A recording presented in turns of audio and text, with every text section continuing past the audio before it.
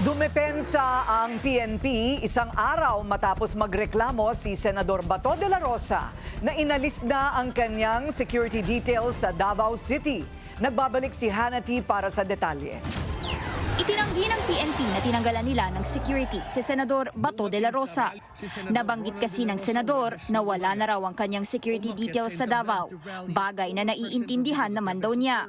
Tingin niya kasi mainit ang mata ng gobyerno sa kanya ngayon, kaya't nag-iingat lang daw ang mga commander ng security nito. Pero ayon sa PNP, matagal nang na-recall ang ilang escorts ni de la Rosa at hindi ito bunga ng bagong utos.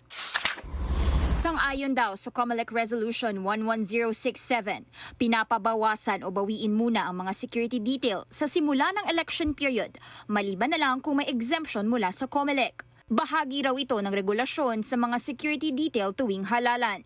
So hindi po totoo yung kumakalat na balita na ngayon lamang po yan inalis. And in fact, nakalimutan marahil banggitin ng ating kagalang-galang na senador na meron pong nakadetail sa kanya na 4 na protective security personnel. Ang 4 na nakadetail pa rin sa senador, may Certificate of Authority daw mula sa COMELEC at valid hanggang June 11. Ayon sa PNP, walang approved certificate ang 2 security ng senador sa Davao, kaya ni-recall sila noon pang January 13. 2 lang daw ang maximum na protective security personnel para sa isang individual.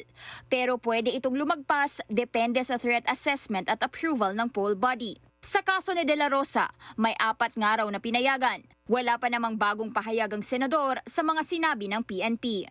Para sa agenda, Hannity, Bilyonaryo News Channel.